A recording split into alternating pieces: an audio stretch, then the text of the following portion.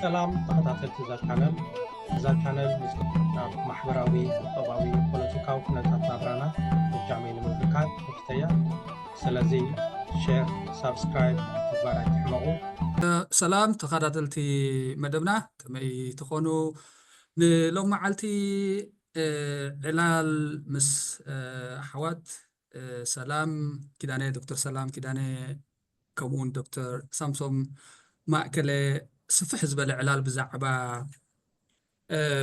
intellectuals حدا جزي مهورات لهيك أن دابلنا استفال عليه سمات ونه بينا نزي عبزوريا نايزي حساب علال كنقبرينا ليك ويلي هيك بحال كلون تاي مالتو يكتب بحال كلان تاي مالتيو أبناء إرترا خونتات مسكد مناس النزنة برنا إرترا قاسن ناس نت قاسن حارنت ترى ناي ليك أن ويتهم intellectuals انتاي مثل نيرو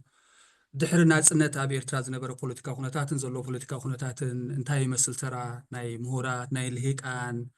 ሕጂ ከብዚ ኣብ ደገ ዝግበር ዘሎ ምንቅስቃስ ቃልሲ ንፍትሒ ኣበይ ኣሎ ቦትኦም ኣበይ ኣሎ ተርኦም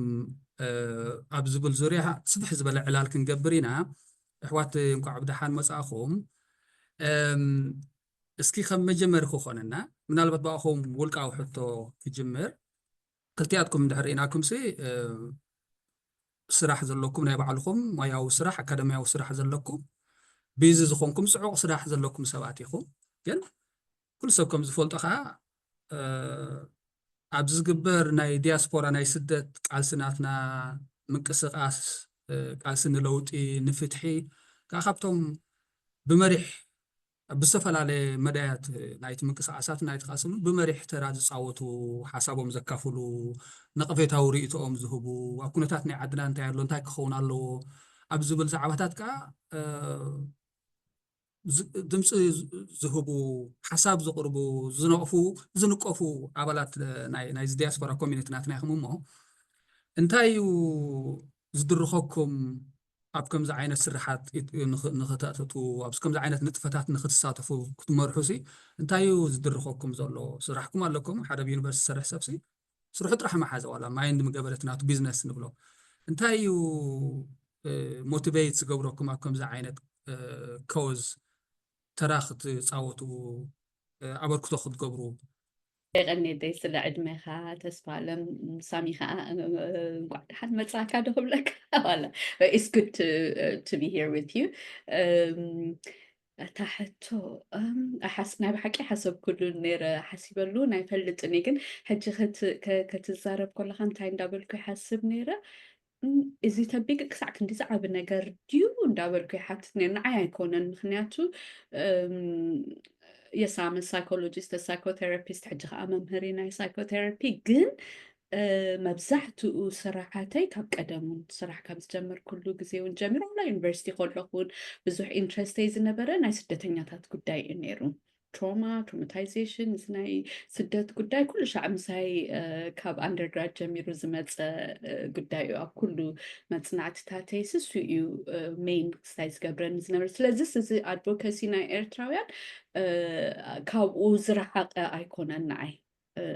مبزحتو سرحي كأو على نبتي activism زبهال نجارون زمت أخلو قداي سوي human rights activism, particularly زي هايمانوتاوي religious rights activism, ناي سدتنياتات قداي ندابل إيشعوت خالي مسؤول تقصالس إنو زمت أنجاريو تي كم تجبو كم تي كستايسي تي داركا خلو تانا إلى زماقتلو قدات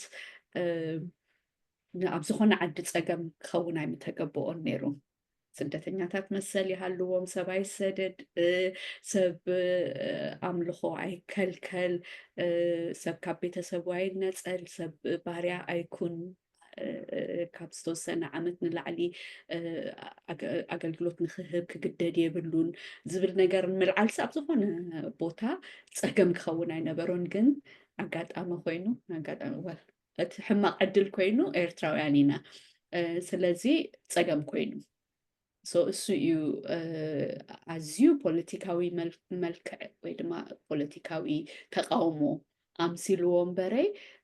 ኣነ ንነብሰይ ክሪኣ ከለኹ እቲ ናተይ ኢንቮልቭመንት ተራ ናይ ሂውማን ራይትስ ኣክቲቪዝም እዩ እየ ዝብሎ ሰላም መሊሳቶ እያ ተስፌ ሰላም ናይስ ቱ ዩ መጀመርያ እሞ ስለምንታይ ኢና ናብ ከምዚ ዓይነት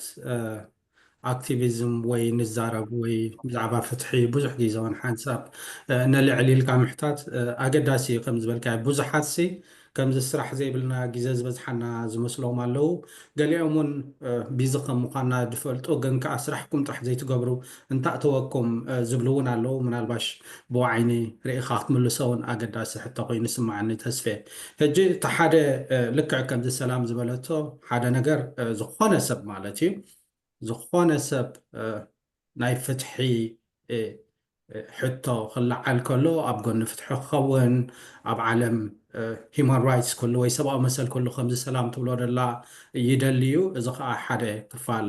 ንሕና ከም ዝኾነ ሰብ እንደልዮ ማለት እዩ ከምኡ ከዓ ቅሩብ ከም ተማሃርና መጠን ከዓ ዝያዳ ሓላፍነት ኣለና ኢለ ዝሓስብ ካልኣይ ከዓኒ ብፍላይ ኣብ ዓድና ክኸውን ከሎ ከዓ ምስ ዓድና ጥቡቕ ዝኾነ ዝምድና ኣለና ምስ ህዝብና ጥቡቕ ዝኾነ ዝምድና ኣለና ተወሳኺ ናይ ስጋ ከዓ ይሕዘና እዩ ሕጂ በዚ ክልቲኣቱ ክትሪኦ ከለካ ሓደ ልክዕ ከምዚ ሰላም ክትብሎ ፀንሐት ኣብ ዝኾነ ክፋል ናይ ዓለም ፍትሒ ክህሉ እቲ ሂማን ራይት ወይ ከዓ እቲ ሰብኣዊ መሰል ክኽበር ደስ ይብለካ እዩ ኣብ ዓድካ ክኸውን ከሎ ብፍላይ ከምኡ ዓይነት ጎደሎ ክትርኢ ከለካ ከዓ ዝያዳ ሓላፍነት የሰክመና ሕጂ ነቲ ከምዚ ክዛረቡ ዘይክእሉ ተዛማዳ እውን ምስቲ ኩሉ ትብሎ ዘለካ ፅዕነት ቁርብ እውን ናፅነት እውን ኣለና ወይ ሓለፋ እውን ኣለና ከምዚ ትሪኦ ዘለካ ናይ ኢንተርኔት ሓለፋ ኣለና ናይ ሰብኣዊ መሰላት ሓለፋ ኣለና እቲ ዝመስለና ክንዛረብ ንኽእል ኢና ነቲ ከምኡ ክዛረብ ዘይክእል ሰብ ከዓኒ ድምፂ ክንኮኖ ቮይስ ክንኮኖ ድብል ሓሳብ እውን ኣሎ ሕጂ ኣብ መቃኒ ዘን ሰለስተ ነጥብታት እቲኻ ተሪእኻዮስ ብኡ እዩ ዝብላነ ይቕኒየለይ ምናልባት ሰላም እውን ዘለዓለቶ ሕጂ እቲ ስራሕ ክሪኦ ከለኹናስ ብቐጥታ ምስቲ መፅናዕቲ ትገብሩሉ ናይ ዩኒቨርሲቲ ኣካደሚያዊ ስራሓትኩም ጥራሕ ስለ ዝተሓሓዝ እውን ዘይኮነሲ ከምዚ ሳሙን ዝበልካዮ ካልእ ዝተፈላለየ መዳያት ናይቲ ሂወትና እውን ስለ ዝፅለበቲ ትገብሮ ዘለኹም ምንቅስቃሳት ኪኖቲ ኣካዳሚያዊ ዕማምኩምን ስራሓትኩም ዝዓቢ ካልእ ከውዚኹም እውን ተልዕሉ ዘለኹም ማለት እዩ ሕጂ ናይ ሰላም ንኣብነት ስራሕ ስንትዕዳ ከምዚ ኣብዛ ዓዲ ዘሎ መሰል ናይ ስደተኛታት ኣድቮኬት ምግባር ጥራሕ ዘይኮነስ ካብኡ ሓሊፉ ናብ ኤርትራ ለውጢ ንክመፅእ ፍትሒ ንክመፅእ ዝግበር ብቐጥታ ምስ ኣካዳሚያዊ ስራሓትኩም ዘይከይ ስራሓት እውን ኣሎ ማለት እዩ ዩሲ እውን ዝያዳስ እንታይ እዩ ከምዚ ዓይነት ስራሕ እንዳሃለዎ ከሎ ሰብሲ ብፍላይ ኣጋጣሚ ዝዕላ ኣሎ ማለት ንዓና ንዓኹም ስለ ዘበለ እምበር ካልእ ሰብ ከምኡ ዘይገብር ሰብ የለን ማለት እዩ ዕድሜ ሙሉእ ተቃሊሶም ዕድሜ ንሙሉእ ተቃሊሰን ስጋብ ሕጂ ካብ ከምኡ ዝነብሩ ሰባት እውን ኣለዉ ማለት እዩ ምናልባት ከምዚ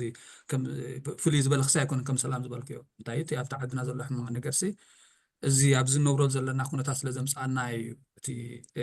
ኩነታት ዘሎ ሎም መዓልትካ እዛ ዕላል ንዓኹም ጥራሕ ስለ ዝመረፅክዋ እያ ምናልባት ምስ ዓዲ መዘለዓልኩ ሕቶ እውን ስለትተሓሓዝ እያ ስለዚ ይቐኒየለይ ስለቲ እናትኩም ውልቃዊ ሞቲቬሽንስ እናትኩም ውልቃዊ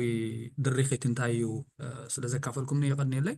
ናበያ ትወስደና እዛ ሕቶ እዛ ዕላል ከዓ መጀመሪት ዕላልና ከዓ እንታይ እሞ ሕጂ ክስማዕ ከሎ ምናልባት ብትግርኛ እውን እቲ ከም ኣምርሲ ልክዕ እንታይ እዩ ሓደ ግዜ ዋላ ንምርድእ እውን ኣነ ዘፀግመኒ ደጋጊምና ወይ ብዝተፈላለየ ቃላት ንጥቀመሉ ሓሳብ ኣሎ ልሂቅ በሃል ለህመት ሕብረተሰብ በሃል ለህመት ንባዕሉስ ሓደ ፕሮብለማቲክ ዝኾነ ክሳይ እውን ማለት እዩ ምሁር በሃል ወይ ምሁራት በሃሉ ሕጂ እዚ ኢንተሌክቹዋል ክበሃል ከሎ ምናልባት ንሎም መዓልትን ከም መዛረቡ ኮነና ሓደ ናይ ትግርኛ ቋንቋ እውን ክነብለሉ ንኽእል ኢና ዋላ ሊቅ ንበሎ ወይ ልሂቅ ንበሎ ወይ ምሁር ንበሎ እንታይ ማለት እዩ እንታይ ማለት ናይ ከምኡ ክንብል ከለና ምናልባት ኣብቲ ናይ ኤርትራ ኩነታት እውን ከነምፅኦ ንኽእል ኢና ግን ከም መጀመርስ ኢንተሌክቹዋል ክንብል ከለናስ እንታይ ማለት እዩ መን ጅምር ሳሚ ጀምር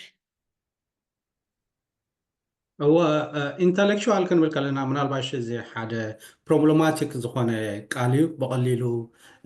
ዲፋይን ክትገብሮ ወይ ክትገልፆ ትኽእል ቃል ኣይኮነን ብዙሕ ነገራት ዘተሓሓዘ እዩ ግን ብሕፅር ዝበለ ሓደ ሰብ ኢንተሌክቹዋል ወይ ልሂቅ ክንብል ከለናስ ሓደ ክልተ ነገራት ናብኡ ይረኣየና ሓደ እንታይ እዩ እቲ ፍልጠት ዝደሊ ዓይነት ሰብ እዩ ማለት እዩ ፍልጠት መቸም ዝውዳእ ኣይኮነን ፍልጠት ከዓ ኩሉ ግዜ ዝሕደስ ነገር እዩ ሕጂ ዘለካ ፍልጠት ዓይነቱ ብዘይ የገድስ ምስ ግዜ ዝሕድሶ ሰብ ካልኣይ ምስኡ እንታይ እዩ ሕጂ ብዙሕ ሰብ ብዛዕባ ፍልጠት ክዛረብ ክእል እንዲ ግን ከዓ ትህየሳዊ ዝኾነ ኣተሓሳስባ ዘማዕብል ዓይነት ፍልጠት ወይ ክሪቲካል ቲንኪን እንብሎ ማለት እዩ ሕጂ እቲ ቀዳማይ ነገሩ እዚ ኮይኑ እቲ ካልኣይ ነገሩ ግን ንዘለዎ ፍልጠት ከዓኒ ኣብቲ ሕብረተሰብ ብናይ መገዲ ብዘየገድስ ክልውጠሉ ኢሉ ዝፍትን ምናልባሽ ፍልጠትካ ብዛዕባ ቁጠባ ክኸውን ይኽእል ኣብቲ ቁጠባዊ ኩነታት ኣተኩሮ ክትገብር ትኽእል ፖለቲካ ትኮይኑ ብቲ ፖለቲካዊ ማሕበርቲ ኮይኑ ብቲ ማሕበራዊ ምናልባሽ እውን ብኣንፃር ክኸውን ይኽእል እዩ ፖለቲከኛታት ኣይኮናን ግን ኩነታት ስለ ዝጠለቦ ኣብቲ ናይ ሂማን ራይት ወይ ሰብኣዊ መሰላት ከመይ ገይሩ ክኽበር ኣለዎ ኢልና ሓንሳብ እናኣቲና ብሓፈሻ ግን ሓደ ሰብ ፍልጠት ዝደሊ ወይቲ ፍልጠት ዝሃድን ዓይነት እሞ ከዓ ህየሳዊ ኣተሓሳስባ ከማዕብል ዝደሊ ከምኡ እውን ነቲ ዘለዎ ፍልጠት ኣብቲ ሕብረተሰብ ብኣወንታዊ መዳይ ክጥቀመሉ ዝደሊ ዓይነት ሰብ ኮይኑ ይስምዓኒ ንዓይ ብሓፂሩ ሰላም እሺ ያ ብጣዕሚ ፅቡቅ ሳሚ ምስቲ ነቲ ቋንቋ ዘለካ ምልከትካ ፅቡቅ ጌርካ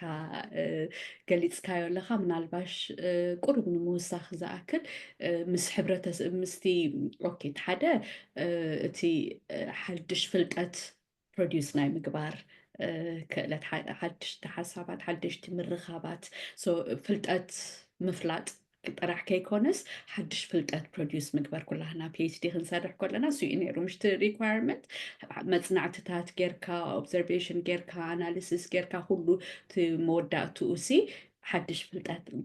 ነቲ ናይ ፍልጠት ደረጃ ናብ ላዕሊ ሓደ ሕብረተሰብ ደይ ፈለጦ ዘሎ ነገር ንምፍላጥ ምግባር እዩ ካብኡ ሓሊፉ እውን ያው ሳሚውን ተንኪፎ ነይሩ እቲ ምስ ሕብረተሰብ ነቲ ዘለካ ነገር ከዓ ምስ ሕብረተሰብ ምክፋል ማለት እዩ ሓደ ሰብ ፈሊጡ እንድሕር ገዝኡ ዓፅዩ ኮፍ ኢሉ እንድሕር ዘይፀሓፈ እንድሕር ዘየካፈለ ነቲ ፍልጠቱ ትርጉም የብሉን ማለት እዩ ዝክልተ ነገር ክስታይ ይብል እቲ ንዓይ ዓንተወይ ነዚ ጉዳይ እዚ ነዚ ዕላላትና እንዳሓሰብኩ ተስፈይ እውን ከምቲ ተንኪፍካዮ ዝነበርካ ብዙሕ ናብ ብዙሕ ኣቨኒውስ እንዲ ክወስደና ዝኽእል እቲ ባዕሉ እቲ ኢንተሌክቹዋልስ ዝብል ነገር ብፍላይ ከዓ ኣብዚ ከምዝናህና ዓይነት ሶሳይቲ ምሁር ጥራሕ ይበሃል እሞ ምሁራት እዮም ይበሃል ማንታይ ማለት እዩ ምሁር ክሳዕ ኣብ ምንታይ ምስ በፃሕካ ኢኻ ከምሁር ትኸውን ዝብል ሕቶታት ንዕኡ ከማን ከይተንከፍናሲ እቲ ሕጂ ንዘራረበሉ ዘለና ብዙሕ ዓይነት ኢንተሌክቹዋሊዝም ኣሎ ሕጂ ንሕና መብዛሕትኡ እዚ ፓብሊክ ኢንተሌክቹዋሊዝም ወይ ድማ ሕብረተሰባዊ ዝኾነ ነገር ኢና ንዘራረብ ዘለና ግን ካብኡ ሓሊፉ እቲ ወይ ምስኡ እውን ተተሓሒዙ እቲ ሪቮሉሽነሪ ኢንተሌክቹዋል ዝበሃል ነገር ኣሎ ሓድሽ ነገር ሓድሽ ለውጢ ዘይተበፅሐ ዘይተዳሰሰ ወይ ከዓ ነቲ ሕብረተሰብ ሒዝዎ ዘሎ እሞ ንድሕሪት ዝስሕቦ ዘሎ ንዕኡ ነገር ዲስማንትል ናይ ምግባር ዓይነት ኢንተሌክቹዋሊዝም ኣሎ ካብኡ ሓሊፉ ግን እዚኦም ትራዲሽናል ኢንተሌክቹዋልስ ዝበሃሉ ከዓ ኣለዎ በቲ ኣብቲ ሕብረተሰብ ብዘለዎም ሕጂ ንኣብነት ኣብቲ ኣነ ዝዓበኩሉ ሲትዌሽን ኣቕሽሽቲ ነይሮም ብዙሕ ነገር ዝፈልጡ ኢማማት እውን ክኾኑ ክእሉ እዮም በቃ ኣብቲ ሶሳይቲ ብኢንተራክት ብምግባር ብዙሕ ፍልጠት ኣለዎም ዩኒቨርሲቲ ኣይከዱን ቴሲስ ኣየቕረቡን ድፈን ኣይገበሩን ግን ኦርጋኒክ ኢንተሌክቹዋልስ ኣለው እዚ ከዓ ብጣዕሚ ኢምፖርታንት ነገር እዩ ካብኡ ዝተረፈ ቴክኖክራትስ እውን ሌቭል ኦፍ ሕጂ ነታ ዝሰርሕዋ ነገር ዝፈልጡ ሰባት እዮም ግን እዚ ኩሉ ሻዕ እቲ ንዓና ፀገም ኮይኑ ፀገም ከይኮንስ ንዓና ቁሩብ ሕልፍ ክንብላ ዘለና ነገር ኮይኑ ድስምዓኒ ምሁር ብዙሕ እዩ ዓይነቱ ናብ ዝብል ነገር እንድሕር ከይድና እዩ ስለዚ ነቶም ምሁራት ንብሎም ሰባት ካብቲ ናታቶም ዓይነት ኢንተሌክቹዋሊዝም ወፃኢ ኮይኖም ተዘይረኣናዮም እንደገና ከዓ ነዞም cultural intellectuals ወይ traditional intellectuals organic intellectuals ዝበሃሉ ሰባት ናታቶም values ኣብቲ ንሕና ዝዓበናሉ situations ብዙሓት artists እዮም ደረፍቲ ዋላ እዞም ማሰ ጅብሉ ገለገል ብጣዕሚ ዝገርም ኢንተሌክቹዋሊዝም ኣለዎም they understand ነቲ ሕብረተሰብ ከማእዝኑ ይኽእሉ እዮም ናይ ሰባት ሓሳብ ስለዚ ነዚ ኩሉ ዘጠቃለለ እዩ ብጣዕሚ ገፊሕ እዩ and ኣብ ኣካደሚክ ኢንተሌክቹዋሊዝም ዝተሓፀረ ኣይኮነን يغني كلتيكم صبغتي تا ሕብረተሰባዊ ወይ ከምዚ ወዲ ህዝቢ ወይ ካጓል ህዝቢ ኢንተሌክቹዋል ዝበልከያ ትንክፈት እያ ንሳ ማለት እዩ ካልእ እንታይ ነይሩ ከዓ ከምዚ ሰሙን ፅቡቅ ዝገለፅኩም እቲ ኣብ ንኣብነት ናይ ኤርትራ ዝሕብረተሰብ ናትና ክንሪኦ ከለና ሲ እቲ ኦራሊቲ ንብሎ እቲ ኣፋውነት ብዛዕባ ፅሑፍ ዘይምህላ ወላ ፅሑፍ እንዳሃለዎ ከሎስ ዝበዝሕ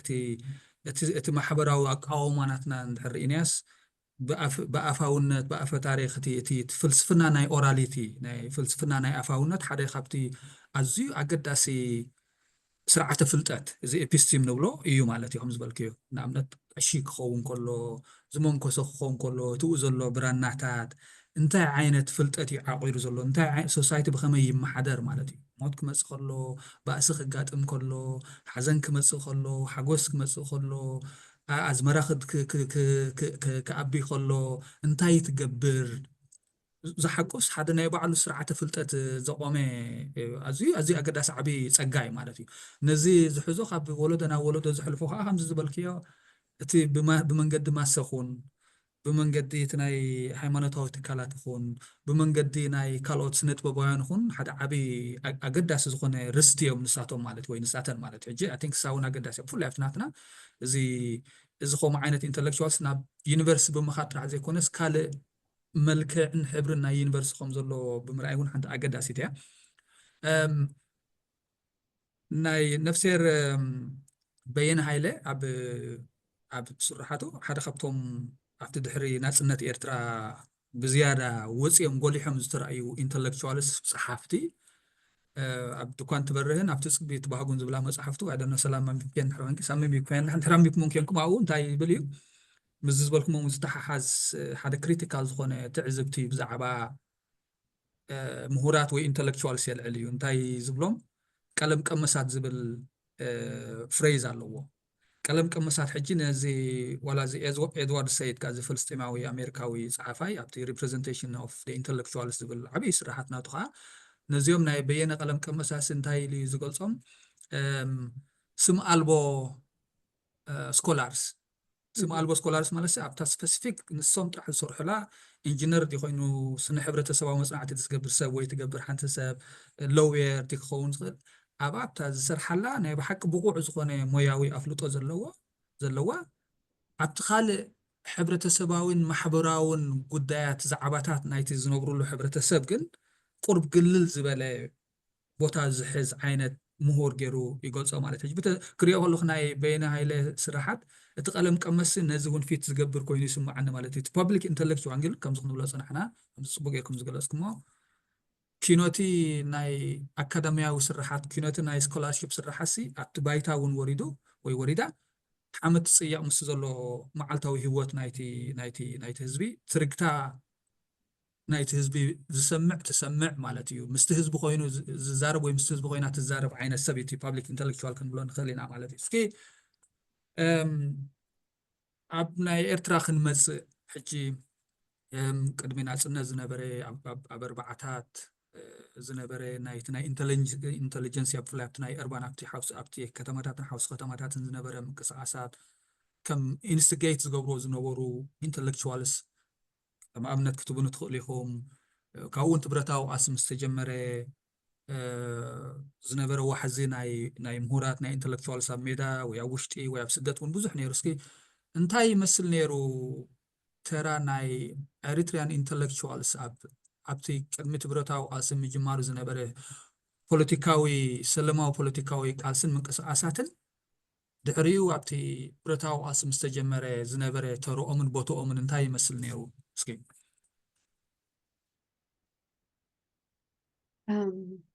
أمين إذا حدا خبتخن كور على زقبقنا خم إيرتراويان خبتخن كور على زقبقنا تاريخنا مس بزحات ناي أفريقيا intellectuals ወይ ፀሓፍቲ ከተዕልል ከለኻ ብኣቐዲሞም ብዙሕ ዝነግሩና ነገር ኣሎ ብዛዕባ ናይ 1960s ናይ ኤርትራውያን ምንቅስቃሳት ኣብቲ ግዚኡ እቲ ንሕና ሲትዌሽን ቁሩብ ኣፀጋሚ እዩ ነይሩ ዩኒክ እዩ ነይሩ ኢንዳት እቲ ናትና ኮሎናይዜሽን ከምቲ ሬጉላር ኮሎናይዜሽን ስለዘይነበረ እቲ ናትና ሲትዌሽን ቁሩብ ኮምፕሊኬትድ ስለዝነበረ ኮይኑ እውን ዓብ ተራ እዮም ተፃዊቶም ቶም ናይ ሽዑ ግዜ ፀሓፍቲ ከም ዕድል ኮይኑ ኣዶኖ እቲ ፅሑፋቶም ብዙሕ ዝዓቀብናዮ ኣይመስለንን ቀዳማይ ነገር ካልኣይ ነገር ከዓኒ ንነብሶም እውን ክሳዕ ክንድቲ ከም ኢንተሌክቹዋል አይ ቲንክ ኤክስፐሪመንታል ኢንተሌክቹዋሊዝም እዩ ነይሩ ምስ ማርክሲዝም ምስቲ ፖስት ኮሎኒያል ኦር አንቲ ኮሎኒያል ስትራግል ናይ ኣፍሪካውያን ምስኡ ዝተሓዋወሰ ዝተሓናፈፀ ግን ናቱ አይደንቲቲ ሒዙ ክኸይድ እዚ ፖፑላር ስትራግል ናይ ናሽናሊስት ሙቭመንት ከዓ at the same time ኤስታብሊሽ ንምግባር ዝተገበረ ምንቅስቃስ እዩ ነይሩ እዚኡ ብዙሕ ማለት ከምዚ ዓይነት አይደንቲቲ ነይርዎ ክንብል ኣይንኽእልን ኢና ግን መብዛሕትኡ ክፋላቱ መብዛሕትኡ ኣእጋሩ ብፍላይ ካብቲ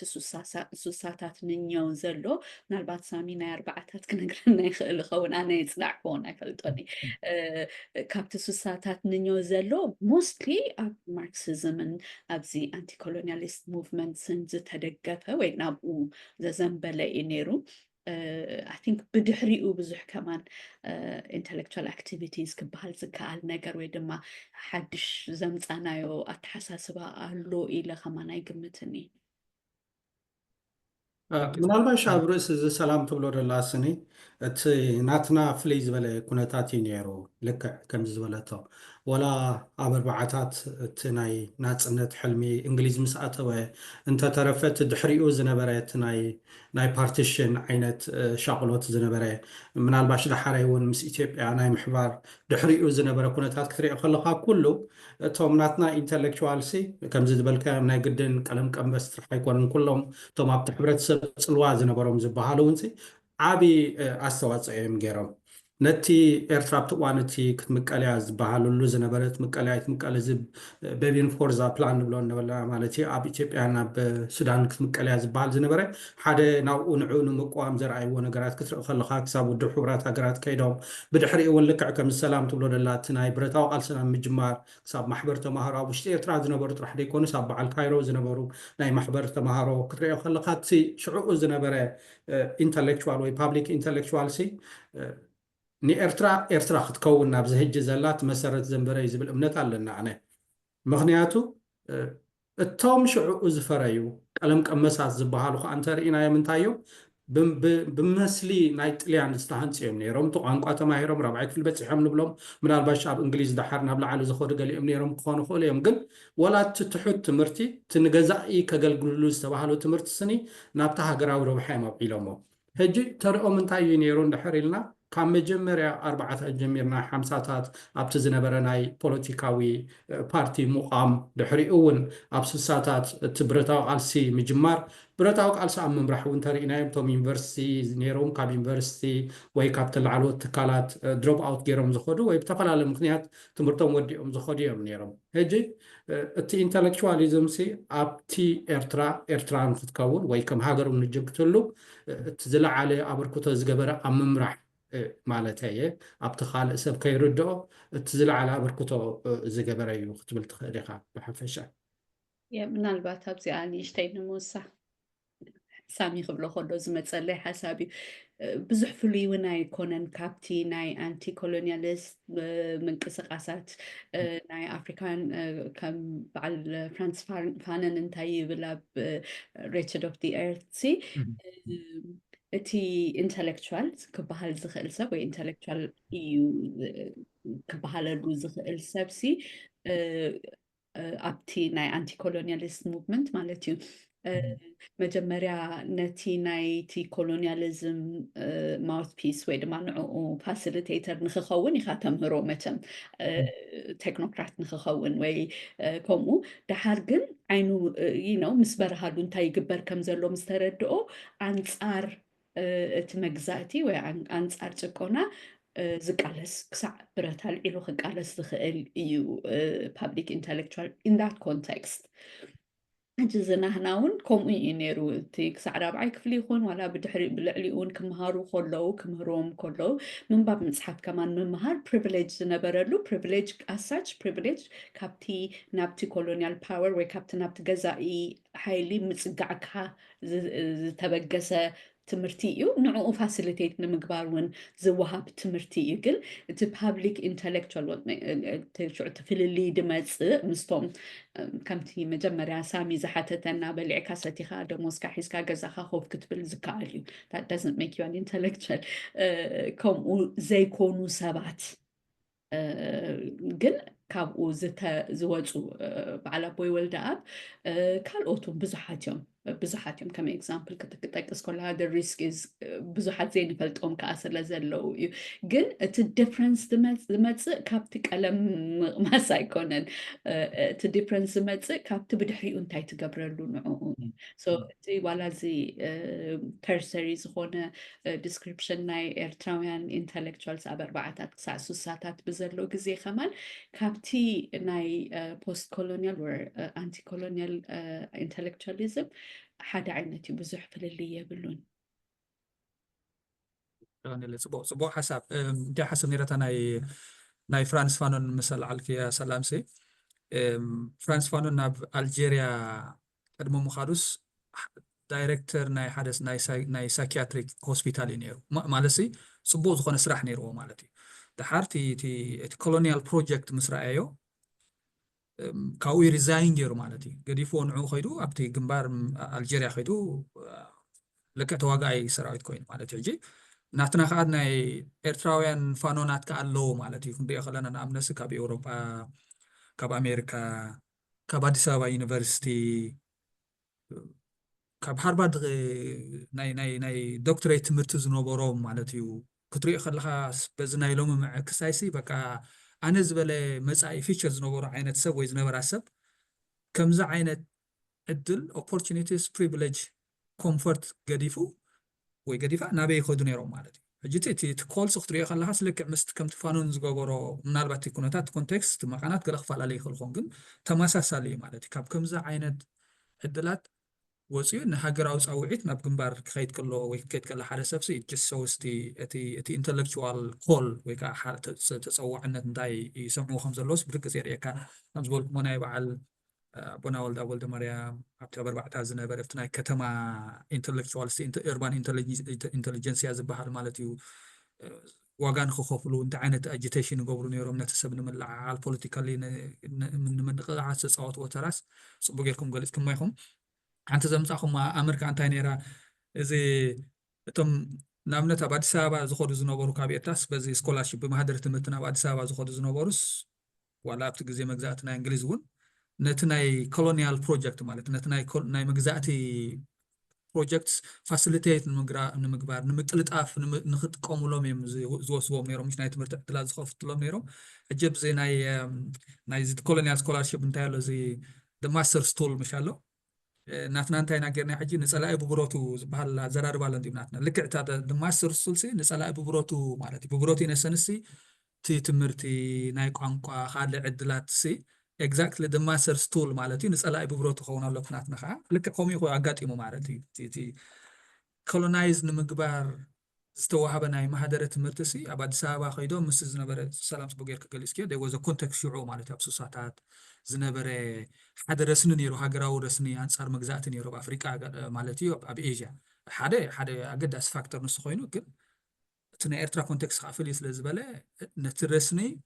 ዝያዳ ካልእ ኢንተሌክቹዋል ሓላፍነት ከምስኮሙ ዝገበሮም ንፀላኢ ብብሮት ኢሎም ናብ ግንባር ከይዶም መስዋእቲ ዝኸፈሉ ኣካል ነቲ ናይ ናፅነት ምምፃእ ዝተገበረ መስዋእቲ ዝኾኑ ዝኣተዉ ከዓ ኤርትራውያን ኢንተሌክቹዋልስ ኣለውና ማለት እዩ ንኮርዓሎም ምናልባት ብመፅናዕቲ ኣይረኣኹሞም ክትኮኑ ትኽእሉ ወይ ሓስኩሞም ክትኮኑ ትኽእሉ ግን ከምዚ ኢሎም ኣብ ሜዳ ምስ ከዱ እነውንቲ ናይቲ ኣብኡ ዝነበረ ፖለቲካዊ ሓይልታት እቲ ኢንተሌክቹዋል ኣቲቲዩድ ዋላ እንዲና ክንብሎ እንታይ ይመስል ነይሩ ብኸመይ يتحاز نيروم انت عينت بوزيشن نيروهم خون بخمي يحالفوا نيروم زبل حتى نسقرون خلينا زخنا initial reflections نحر عليكم كوينو جن you can tell me انتي قاتمهم نير خون لاب كم زعينت نايسورو من قص عسات كخدو خلو كاب يونيفرسيتي من يونيفرسيتي بريفليج حيزم موسيوم مهور تبلاس دو مهور فتاون وسزبل حسابات على تناي بفلاي زناي سورو من قص عسات ناي ماركسيزم لينينيزم ناي مويست ايدياس قالت عزبتات علىكم ديو خمي حلفون يرم بخمي نافيجيت نير يقبرون يرم خون خلو تمام أبميد از وورد زنبارو إيرتراويان أهوب تسوا قبر مسيوم كعلولو كن كابناتكم تعزبتات من البحث نحرال لخوين خطبلو زلهم كل منافت خالق حتى مخال I think ሓደ sensitive ገሊኦም ካብ ብዙሓት ብሂወት ዘለዉ ሰባት ዝዛረብሉ ዘለዉ ስለ ዝኾነ ንዕኦም ተገዲፍናዮ ፅቡቕ እዩ ግን ብሓፈሻ ክትሪኦ ከለኻስ እዚ ዝበልካዮ ቃል ምሁር ተበላፂ ብርጅዋዶ እዚኦም ዳመሰሉ ማዕረኽ እንዳይ ተፅዕኖኹም ዝነበሮም ንበዓል ينقرأ كان ديو بزعبان قال لي مصحف تصحيفه مالو زتقصوا الله بعل أتو سلام دي صحفه مصحف الله بزحات كلمة يقول زقبر ولا جن بحفشة زي بيوت سلازلو بعلم متيهم تزاربلو تزارقملو زحشة قين اسمعنا أو أنا مالت تسفى يقبر بزعبا إكسبيرينسهم كزاربو مش عقاب ونحنا أناليسيس كنقبر تصبق يؤيز بالمخنياتو ولا كوات شعور يجمر مبري كونسبت لزخونة كساعدونا له مسانا كساعدوني يتسقمنا له سلازي أمباك نقبرو أدلاي من الباش كم مبقسي قديفنا يوخن كي تزدليو نقر قنا له كم تي عنتو يزبالكو خاتي إيرا ناي ماركسيزم إيرا إنيرو ماويزم كم تزبل كايو تودبون أبو إيو كلتي ودبات ون زبزح on top of being a nationalist movement Marxist movement Leninist movement ينيرو سلازي كابون قرب زردانا نجاراتون على تياتها حزا ناي حجها حنسا كمزي توم أبو زنبرو سبات توم زمركو زنبرو سبات كفوات سلاز نبرو نخف آتي لو مايك أنا أتسلاز نبرو ويقال زبها الكرسي بزغن like لعل راح زتأمتها الرأي لو أنا قلت كابو ديبريو إيزبل حدا خبتي كنردو أزل نخل التي ناي نمهور دبهال زي مؤمن كم تايز متسيو إلى حسب كله بعلوت ماويزم ولا ماركسيزم بفلا كهلانينيزم for some reason علو كم عينة element and السوخ أخم تايز متس by and large حج حد إرجزيس لزلو بزحن I'm not ناي ماركسيزم تمهاري تايكون كم كل زبان بيبقى راح يزبلتو من حدا كابتت مهور كلاس ويدما انتايد بهال دربي تمهور دربي زبهالسي انت عينت كاركترستيكس هالو إلهم ديفاين كجبرو خلو قربوكا أمونغو نشتي فلالا يهالون بر ناكل التاجس وزت أمت كم زخونة إز ترديت أنا كابتناتي نباب تحدا ب privileged class you privileged class you مخنياتو تماهيرو يو قرب technocratic زخونة advantages ون كهلو يخيليو قاليو خاني قربون ناي كابتي ruling class closeness ونالو خاون كخون يخيليو سلازي كتأمنو ساتسقامي زبل التحساسبا يزلو هجي إذا التحساسبا زي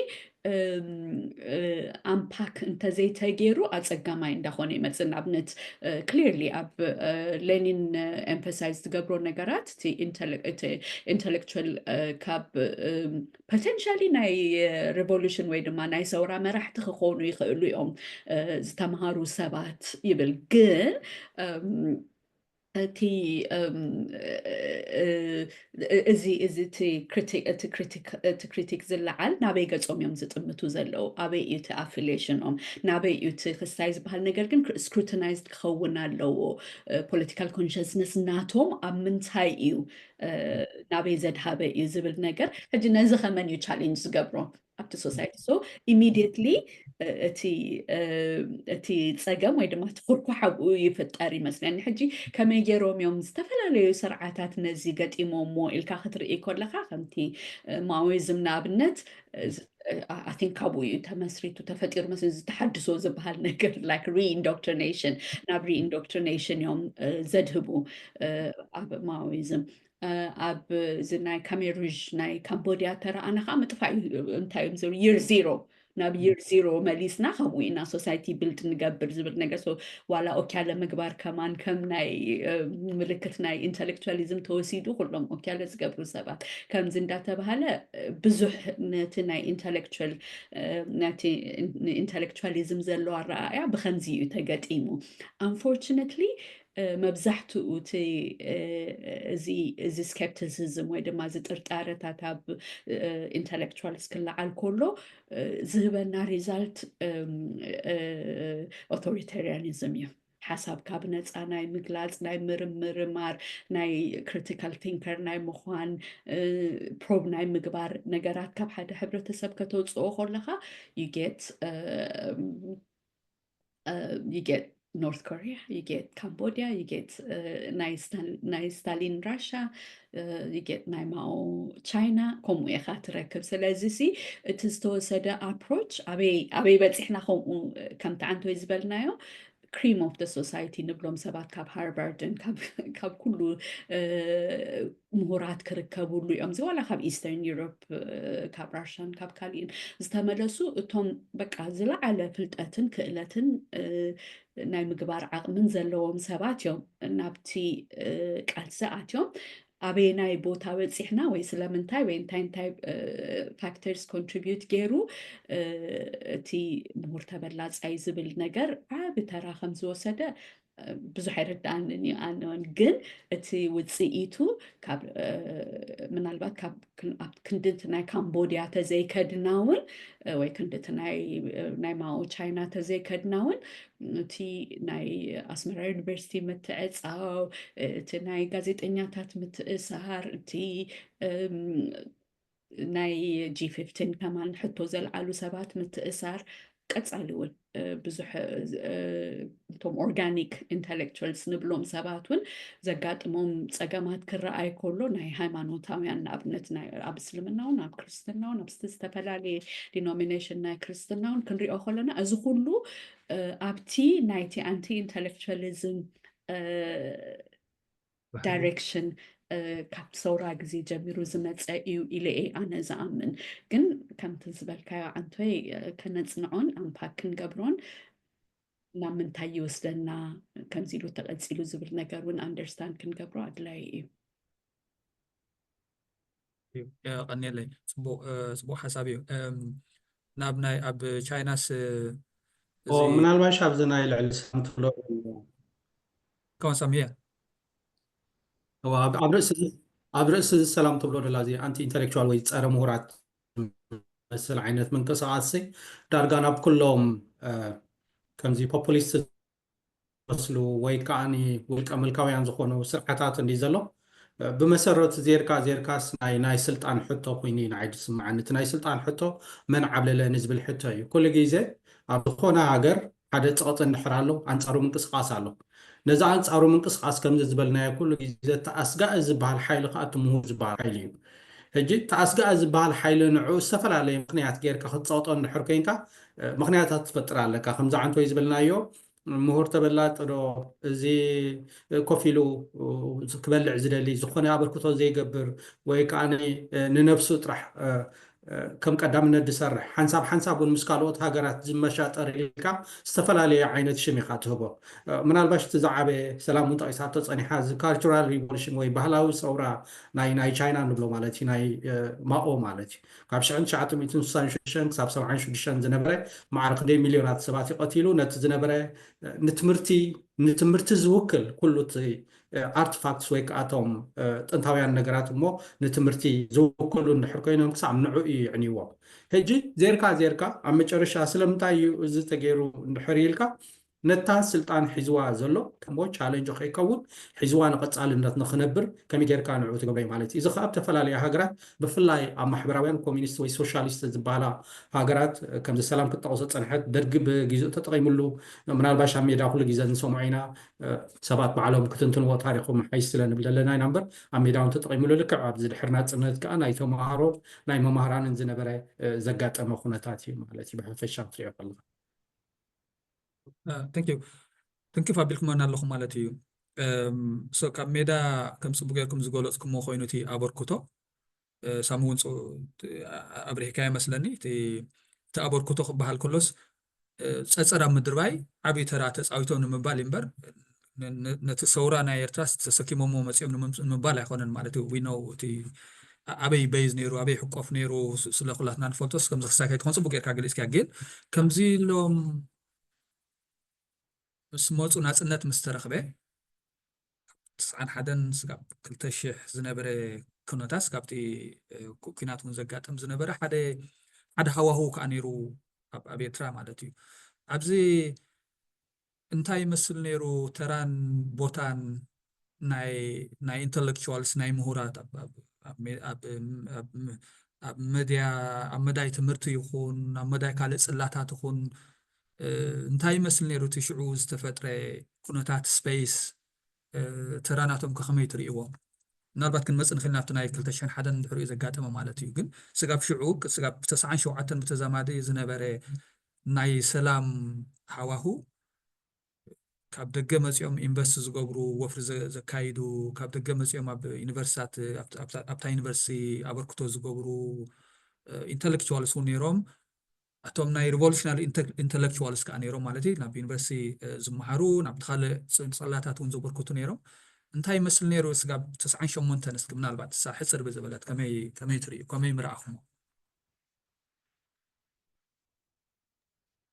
ምናልባሽ ኣነ እንድሕር ጀሚረ እቲ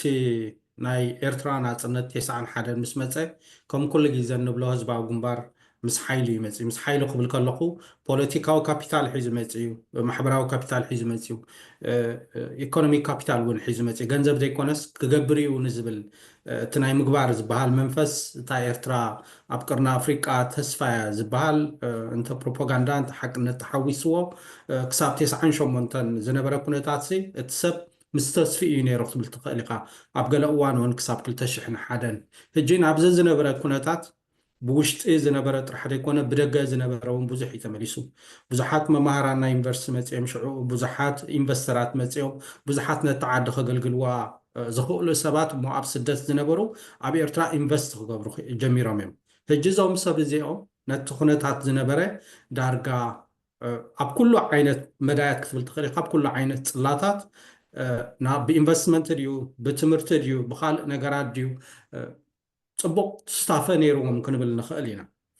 ሕጂ ነዚ ዝነበረ ስታፈ ክሳብ 2001 ትኽእል ኢኻ እውን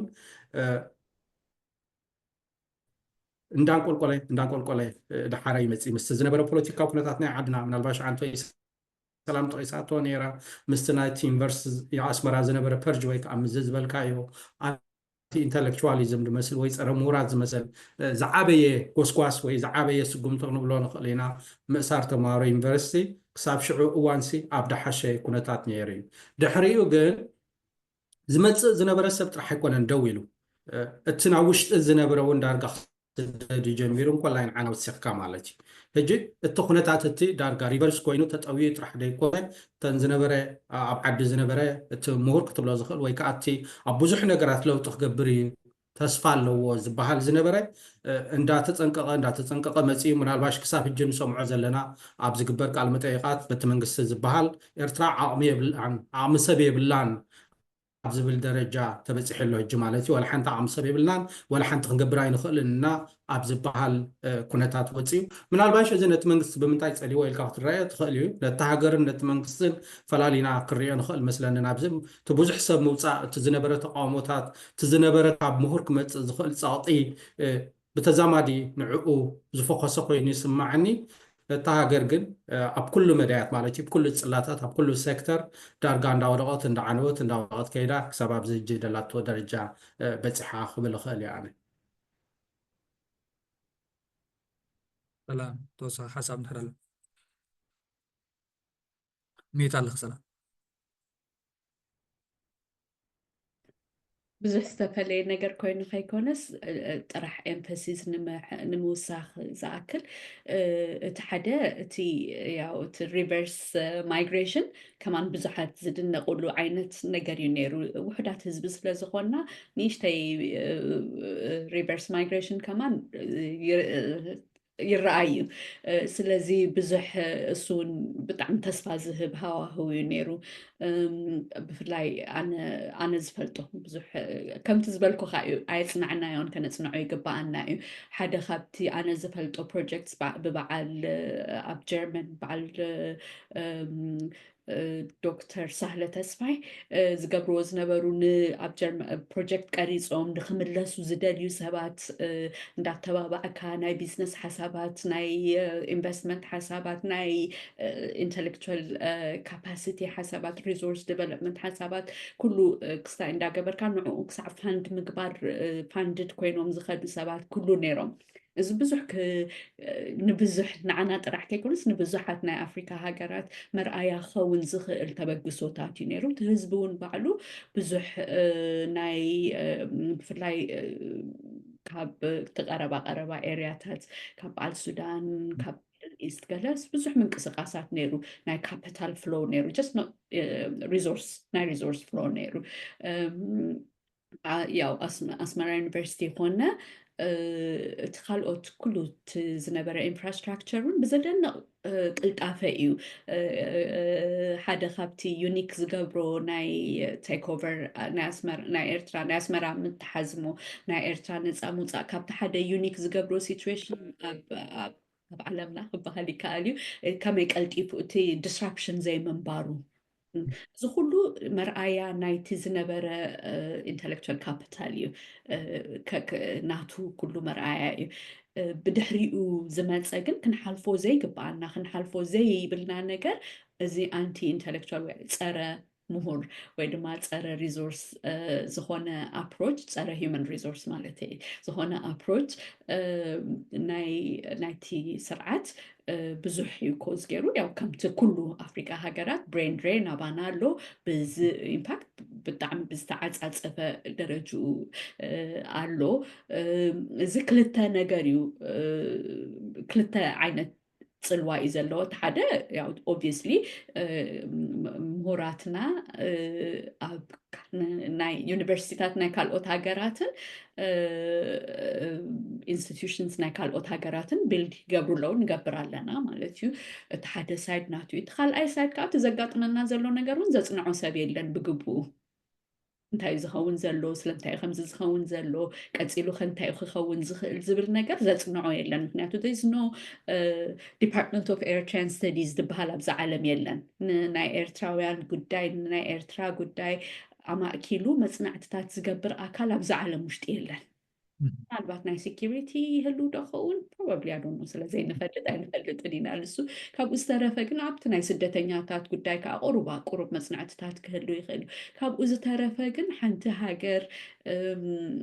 ንኣብነት ቀሊል ነገር ንምጥቃስ ኣብ 2016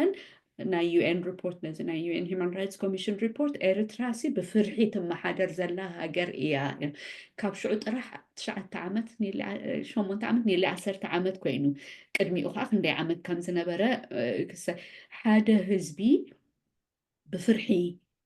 ክግዛእ ከሎ ንክንድዚ ዘመን እንታይ እዩ ዝኸውን ቀፂሉ እንታይ እዩ ዘጋጥሞ ከመይ ይኸውን ዝብል ነገርሲ ኣይንፈልጥን ኢና ንሕና ኣይንፈልጥ ካሊእ ሰብ ኣይፈልጥ ስለዚ ክልተ ኢምፓክት እዩ ዘለዎ እዚ ከዓ ንሕና ሓላፍነት እዩ ክንብድሆ ዘለና ነገር እዩ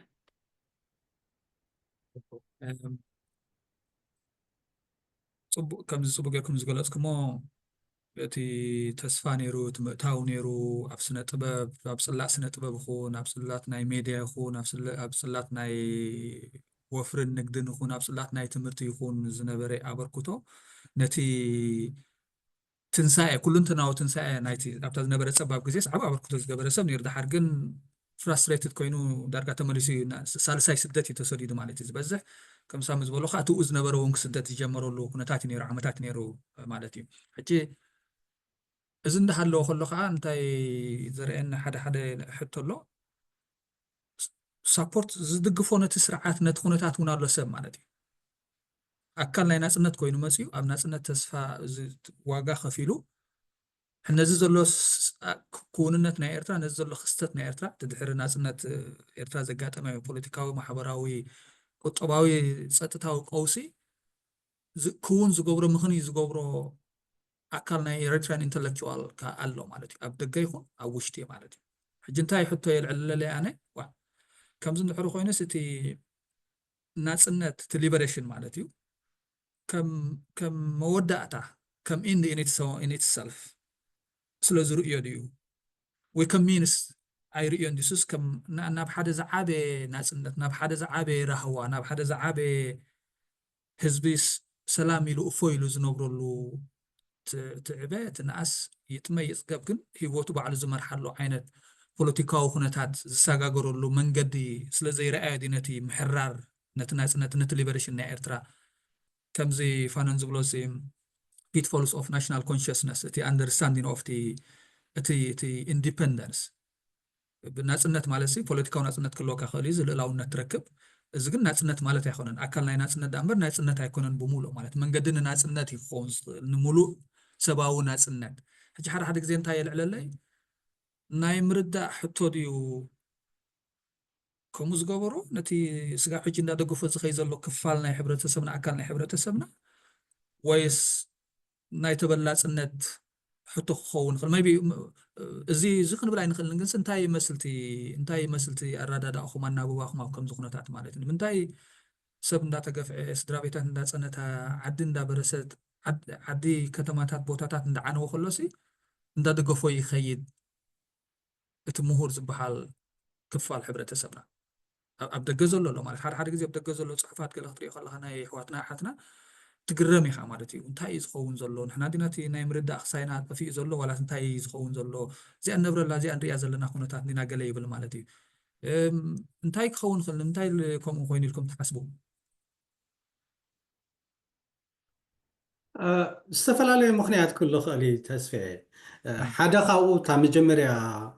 تمتصنن عين تايا ويودا مهورت بلاتي عبرسنا خين ملسامبر قال يوم تبلتيهم الساعة تقلصهم تقل مخنياتو نتي ليبريشن ويتي هاجراو لاونت كم ناي مجرشتا جول وي كم ناي مجرشتا علامة ايري وانيو كم ناي مجرشتا علامة تزريو ابتا هاجر كوينوم مستزلو حبرتسب እንዳወደቁ እንዳተስኡ ምነበሩ ነይሮም ግን ነታ ሃገር ገዲፎም ገሊኦም ወላ ብሊብያ ወይ ከዓኒ ንኣሜሪካ ብሜክሲኮ ተገላቢጦም ከይዶም ኣብ ቀዳማይ ዓለም ዝኣተዉ እዮም ኣብኡ ምስ ኣተዉ እዮም ሽዑኡ ነቲ ናብታ ሃገር ዘሎ ሕብረተሰብ ወላ ሓንቲ እንታይ ጎዲልዎ እንታይ ሽግር ኣለሞ ሉዕላውነት ኣለዎ እንዶ ፅቡቕ ኣሎ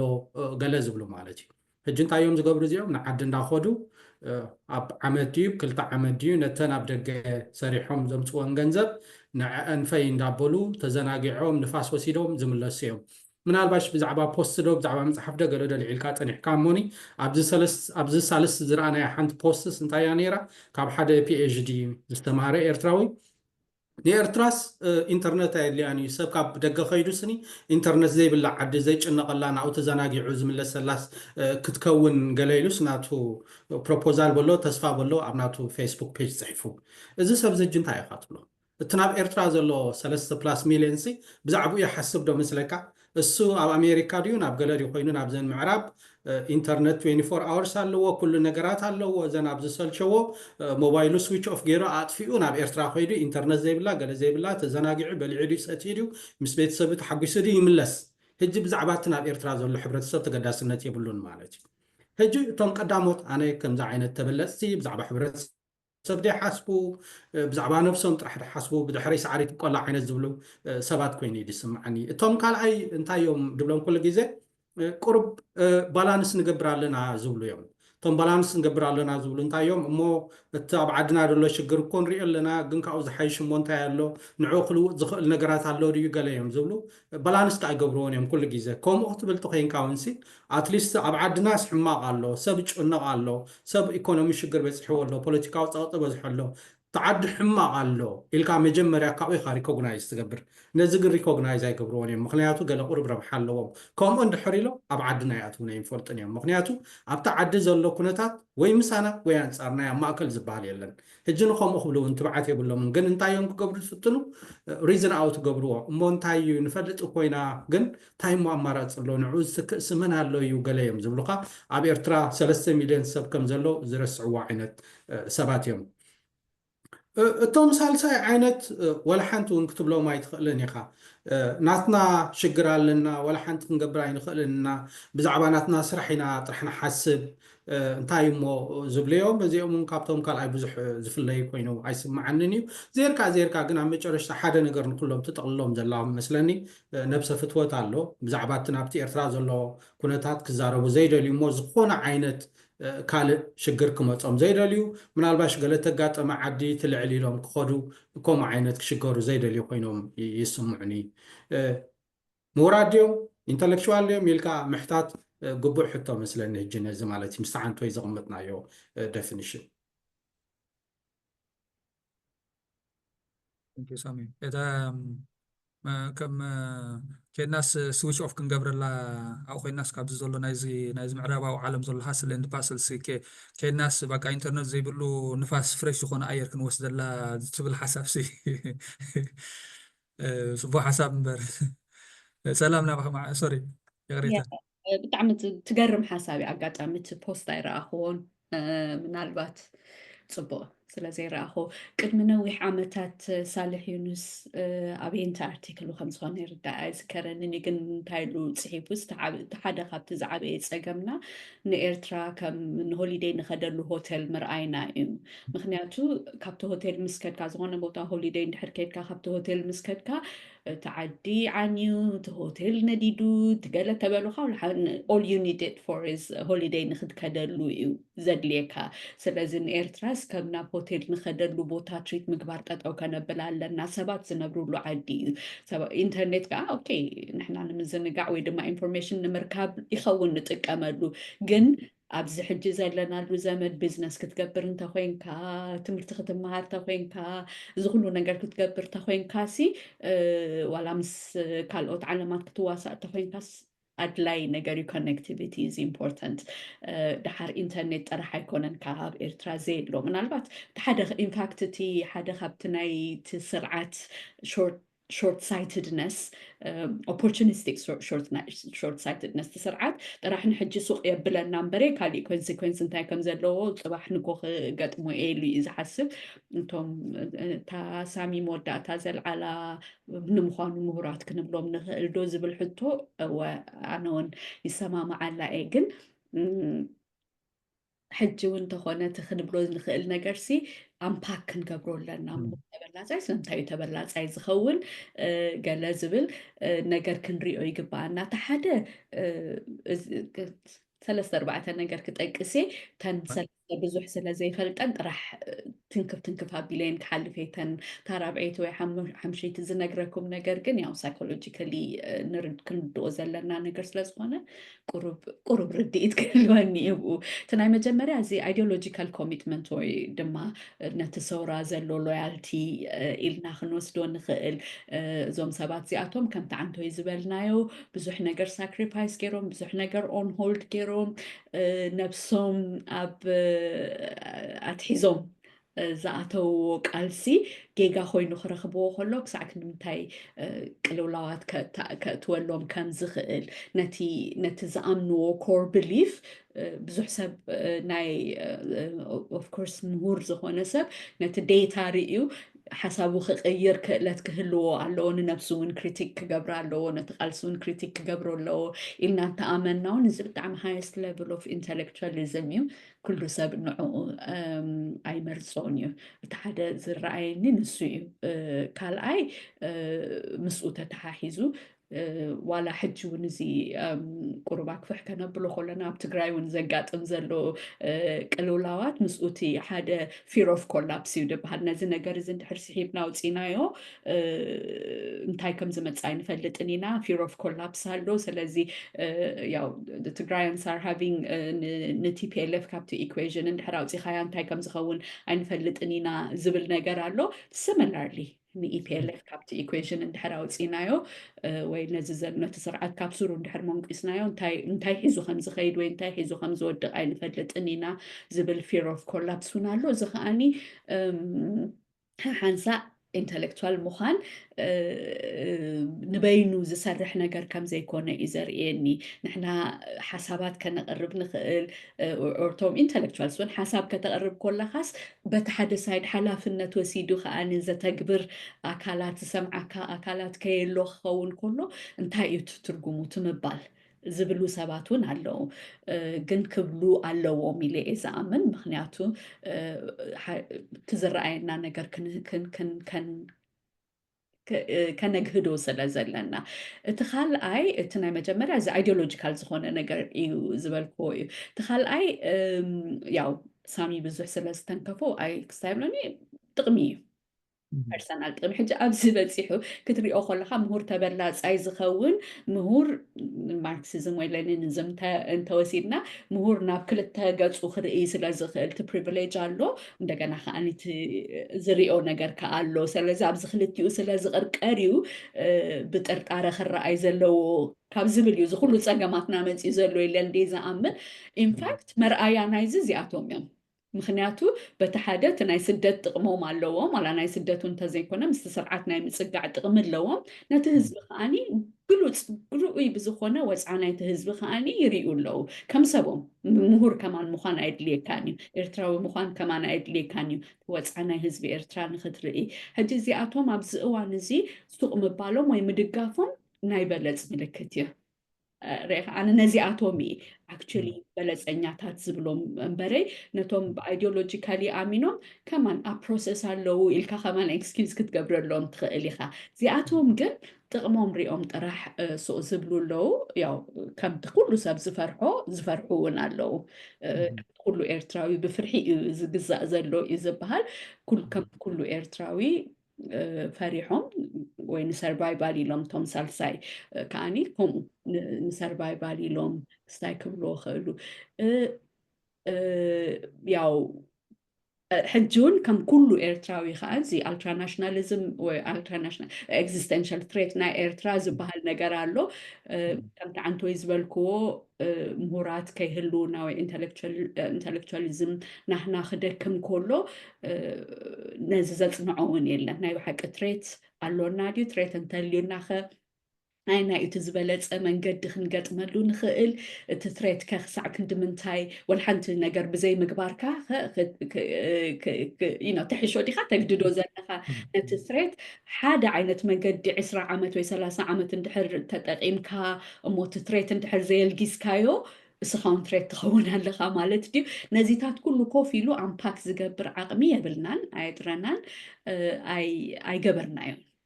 ስለዚ እዚ እውን እቲ እዚታት እዩ ትፀገም ኣነ ግን ከም ሳይኮሎጂስት ሓደ ክልተ ነገር ዝረኣየኒ ኣሎ እቲ ሓደ It's what we call ምናልባት ምስቲ መጀመርያ ዝበልክዎ ይኸይድ ይኸውን ኮግኒቲቭ ዲሶናንስ ኣሎ እቲ ሕጂ ንኣብነት ንህዝቢ ሓራ ከነውፅኦ ነቲ መሬት ልኡላዊ መሬት ንክህልወና ህዝቢ ኣብ ሃገሩ ክነብር ክሓርስ ክዘርእ ክወልድ ክዋለድ ክነግድ ክመሃር እዩ ኢና ተቃሊስና ነዚ ከዓ ኩሉ ነገር ሳክሪፋይስ ጌርና ኢሉ ዝኣምን ሰብ ነዚ ከዓ ኣምፂና ነዚ ዓመት ንፅምብሎ ኣለና ኢልና ንኣምን ኮይና እቲ ሪያሊቲ ምስኡ ዘይከይድ ክኸውን ከሎ ኣብ ቅልውላው ኢኻ ትነብር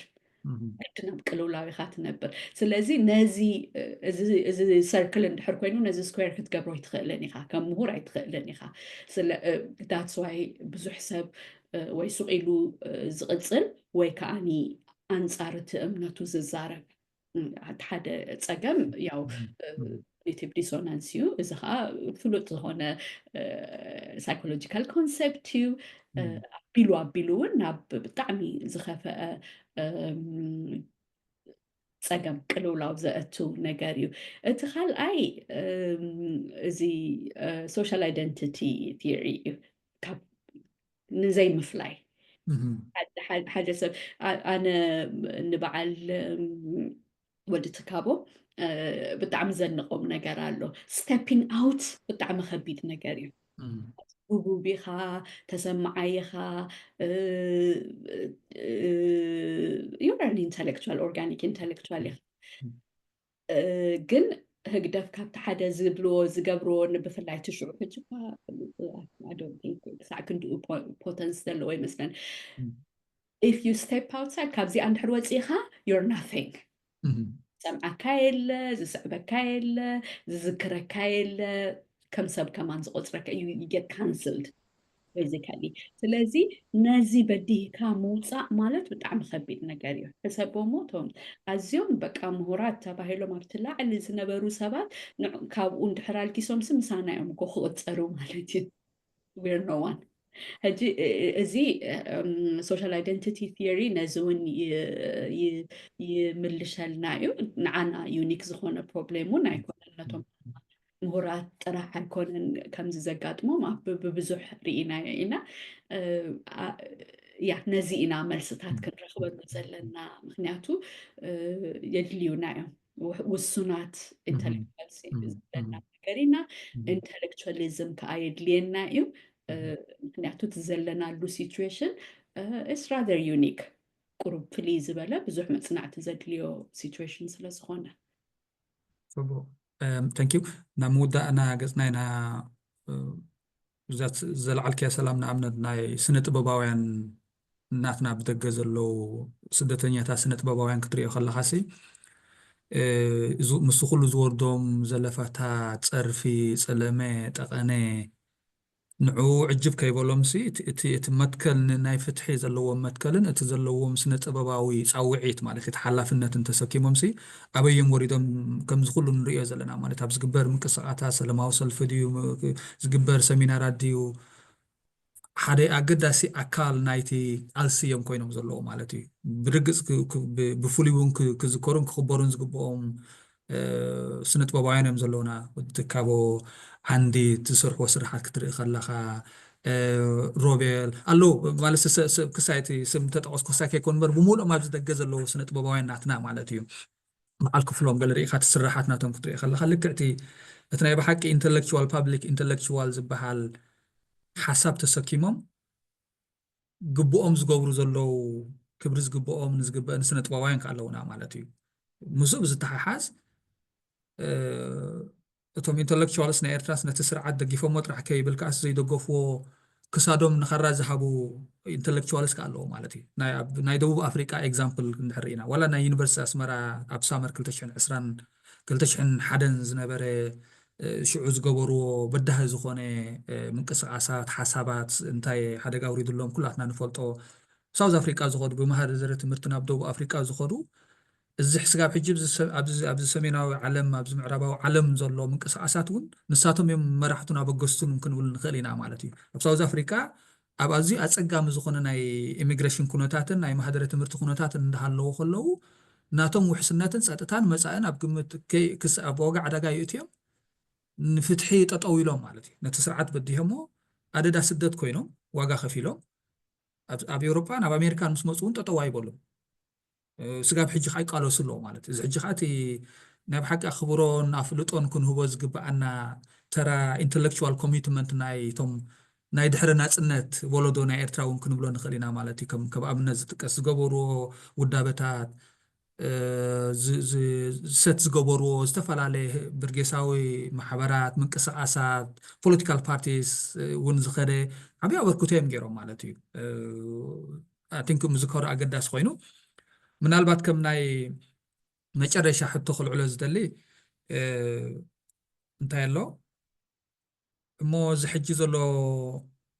ጎይን ፎርዋርድስ እንታይ ክኸውን ኣለዎ እቲ ተራ ናይ ምሁርናትና ምሁር ክንብል ከለና ሕጂ ከምዚ ዝበልናያ እቲ ኢንተሌክቹዋል ዝበሃል ኣብ ዩኒቨርሲቲ ዝሰርሕ ኣብ ካልእ ፕሮፌሽናል ክሳይ ጥራሕ ዘለዎ ዘይኮነስ ኩሉ ወላ ስነ ጥበበኛ ካልእ ነጋዳይ ካልእ ሞየኛ ኮይኑስ ترى نايز كمزة عينت أكلنا حبرة سبناسي انتاي كخونا لو أبتي زقبر زلو قاسي نفتحي قاسي نلوطي ምናልባት ኣፁ ባቢልና ብናይ ኣካደሚሽንስ ናይ ስኮላር ስተራት እንድሕሪናስ ኪኖቲ መፅሓፍ እንታይ ክገብር ክኽእል ኣለዎ እቲ ኢንተሌክቹዋል ዝበሃል እንታይ ዓይነት ከምዚ ክውን ዝኾነ ተራ ክፃወት ክኽእል ኣለዎ ኢልኩም ተሓስቡ? ምናልባሽ ኣገዳሲ ኣብነታት ኣምፂኻ ፀኒሕካ ተስፌ ካብ ደቡብ ኣፍሪቃ ኣብ ደቡብ ኣፍሪቃ ክለዓል ከሎ ናይዚ ተራ ናይ ምሁራት ወይ ኢንተሌክቹዋልስ ብዙሕ ግዜ ዝለዓል ሰብ እንድሕር ኣሎ እዚ ስቲቭ ቢኮ ዝበሃል ሰብ እዩ። ስቲቭ ቢኮ ስኒ ብፍራንሲስ ፋኖኒ እውን ተፀሊዩ ሓደ ካብኡ ናቱ ሕጂ ኣብቲ ኣብ ደቡብ ኣፍሪቃ ዝነበረ ምንቅስቃስ ኣንፃር ኣፓርታይድ ፀለምቲ ጥራሕ ኣይኮነን ነይሮም ኮላይ እውን ፀዓዱ እዩ ይሕግዙ ነይሮም ብፍላይ ቶም ሊበራል ፀዓዱ ዝበሃሉ ማለት እዩ ግን ቶም ፀዓዱ ነቲ ፀገም ናይቲ ፀለምቲ ሙሉእ ክርድእዎ ይኽእሉ ኣይነበሩን። ሕጂ ስቲቭ ቢኮ ካብዚ ዝብገስ ቶም ፀዓዱ ወላ እኳ ተደናገፅ ትኾኑ ወላ እኳ ሓገዝቲ እንተኾኑ ግን ነቲ ናይ ፀሊም ነገርሲ ዝወርዶም ዝነበረ ግፍዒ ከምቶም ፀለምቲ ገይሮም ክርድእዎ ይክእሉን እዮም ብርሑቅ እዮም ማለት እዩ ፊልስ ክገብርዎ ብዙሕ ኣይክእሉን እዮም ነይሮም። ሕጂ ሽዑ እንታይ እዩ መስሪቱ እዚ ብላክ ኮንሽስነስ ሙቭመንት ዝበሃል ወይ እዚ ናይ ፀለምቲ ናይ ንቕሓት ምንቅስቃስ ዘንበሎ ክትርጉሞ ከለና እውን ከሎ ከምኡ ዓይነት መስሪቱ ነቲ ዝነበረ ናይ ማሕበር ተምሃሮ ናብ ዝለዓለ ደረጃ ኣምፂዎ ማለት እዩ። ሕጂ እንታይ ክብል ደለ ሓደ ካብቲ ተራ ናይ ኢንተሌክቹዋልስ ወይ ናይ ምሁራት ብሓፈሻ እንድሕር ወሲድናዮስ እንታይ እዩ ሓደ መካኒዝም ወይ ሓደ መስርሕ ምፍጣሪ ማለት እዩ ነዚ ዝካየድ ዘሎ ንፍትሒ ዝኸውን ቃልስስ ከመይ ጌርካ ናብ ዝለዓለ ሓዲድ ተብፅሖ እንታይ ዓይነት መገድታት ክወስድ ክእል ኣለካ ወይ እንታይ ዓይነት ኣገባባት እቲ ዝሓሸ መገዲ ኢልካ ምርኣይ ሓደ ይመስለኒ። ምክንያቱ ከም ኩሉ ግዜ ንዛረቦ እዚ ዘለና ናይ ፍትሒ ቃልሲ ሓደ ኣብ ደገ ኣብ ዲያስፖራ ከም ምዃኑ ሰባት ሓላፍነት ከም ምህላዎም ካልእ እውን ተፈላለየ ናትና ዝኾነ ምፍላያት ብምህላውና ሓደ ሓበራዊ ዝኾነ ስሙር ዝኾነ ቃልሲ ኣንፃር ፍትሒ ክኸይድ ተኮይኑ ስኒ ሓደ መገዲ ወይ ሓደ ቲዮሪ ኦፍ ቼንጅ ክፍጠር ክኽእል ኣለዎ። እዚ ቲዮሪ ኦፍ ቼንጅ ዝፍጠር ከዓ ንዝበዝሐ እቶም ኢንተሌክቹዋልስ ምስ ዝሓብሩ እሞ ብሓደ ምስ ዛረቡ ብሓደ ሓበራዊ ዝኾነ ርድኢት ምስ ዝገብሩ እዩ። ሕጂ እንታይ እዮም ክገብሩ ዘለዎም እንድሕር ኢልካ ነቲ ዝዓበየ ነገር ነቲ ሰብ ከንቅሖ ክኽእሉ ኣለዎም ንሰብ ዝነቕሓሉ መገድታት ከዓ ክፈጥሩ ክኽእሉ ኣለዎም ሞዴልስ ክፈጥሩ ክኽእሉ ኣለዎም ቲዮሪ ኦፍ ቼንጅ ወይ ነቲ ለውጢ ከመይ ገይሩ እዩ ዝካየድ ዝበሃልሲ ሓሳባት ከምፅኡ ክኽእሉ ኣለዎም እንተዘይኮይኑ ኣብ ዝካየድ ዘሎ ቃልሲ ደስ ተዘይልዎም እሞ ፀግዖም እንድሕር ሒዞም ወይ ከዓኒ ኩሉ ግዜ ከምዚ ሓንቲ ወይ ዝበልናዮ ኣብ ናቶም ረብሓ ጥራሕ እንድሕር ኣተኪሮም ብዙሕ ኣሳላጢ ይከውን እዩ ማለት እዩ። እቲ ካልኣይ ብዙሕ ግዜ ዘይዝረበሉ ወይ ከዓኒ ብዙሕ ግዜ ዘይድፋኣሉ እንድሕር ኣሎ እቶም ኢንተሌክቹዋልስ ዝበሃሉ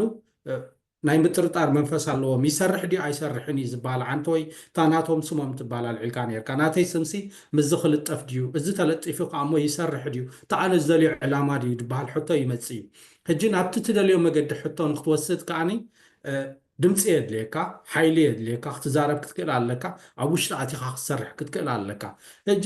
ሪኮግናይዝ እውን ክኾኑ ኣለዎም መስለኒ ብዙሕ ግዜ ይደሃኽ እዮም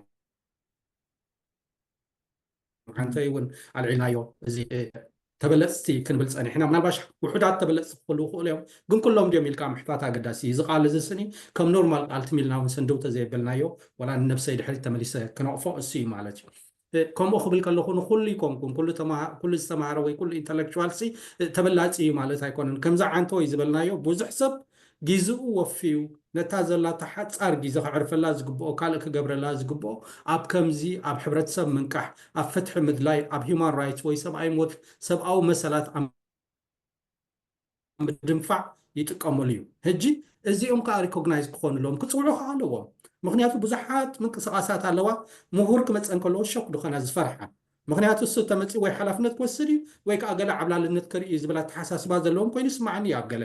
ሕጂ ክኣትው ኣለዎም ክዕደሙ እውን ኣለዎም ኣብ ታሕቲ ከዓ ክወርድ ኣለዎም። ምናልባሽ ሰላም ብዙሕ ግዜ ይርአያ ብሶሻል ሚድያ ክሳብ ኣብ ታሕቲ ወሪዳ ምስቶም ኖርማል ሰባት ግራስሩት ኣብ ከምኡ ለቨል እያ ትኸይድ ነዞም ከምኡ ዓይነት ዝገብሩ ሰባት ከዓ ክተባብዑን ሪኮግናይዝ ክኾኑ ከዓ ፅቡቅ እዩ። ሓለፋ ገብሩ ኣለዉ ማለት ኣይኮነን ገለ ሰብ ብከምኡ ከይርድኦ እንታይ እሞ ኩሉ ሰብ ከምኡ ገብር ኣሎ እንዶ ንዝበሃል ነገር ኣሎ ልክዕ ኩሉ ሰብ ከምኡ ገብር ኣሎ ግን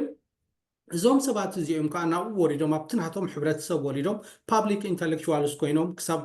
ኣብቲ ቡትስ ኣብቲ እግሪ መፂና ምስቲ ሕብረተሰብና ምስቶም መናእሰያትና ክንሳተፍ ኢና ምባል ከዓ ቀሊል ኣይኮነን። ንሱ እውን ሪኮግናይዝ ክንገብሮውን ፅቡቅ ኮይኑ ይስማዕኒ። Thank you, Sami. Salam. Very briefly. ولا حنت حد كالي زوسخو نجار إلا probably انتاي كوسخ نبتي definition نايتي مهور انتاي مالتيو نابز بالنجار راح يخملسو زلني كلهنا نابنت